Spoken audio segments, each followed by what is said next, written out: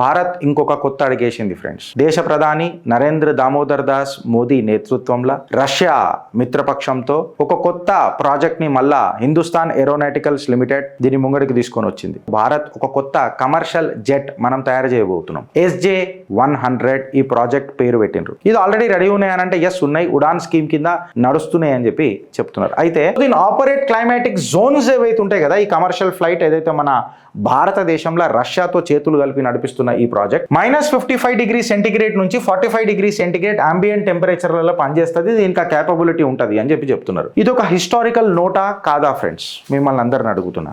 ఏడికేని భారత్ ఇయాల ఏడికి అవుతుందో చూడండి. ఒక దగ్గరనేమో నీ ఆపరేషన్ త్రిశూల్లా నీ మదర్షిప్ వచ్చేసి తేజస్ ఇండిజీనియస్ గా తయారైతున్న ఫైటర్ జెట్ ఆల్మోస్ట్ ఒక సుదర్శన చక్ర దేశం అంతటా రెడీ ఉన్నది. 28,000 కిలోమీటర్స్ వరకు నోటం జారీ చేసిన ఏకైక దేశం భారతదేశం. ఈస్ట్ కెనరా వెస్ట్ కెనరా అని చెప్పి మాట్లాడుతున్న దేశం భారతదేశం. నిజంగా చెప్పాలంటే వెనకటికి 7 జన్మలు ముంగటికి 3 తరాలు ఆలోచించి అడుగులు వేయాల్సిన పరిస్థితి వస్తుంది. తాత ట్రంప్ కూడా టారిఫ్ కథం మనం బరం బరం కాకా మోదీ దావే you are my best friend అన్న డైలాగులు మొదలైతాయి అవుతున్నాయి. దిస్ ఈస్ నయా భారత్ ఫర్ యూ.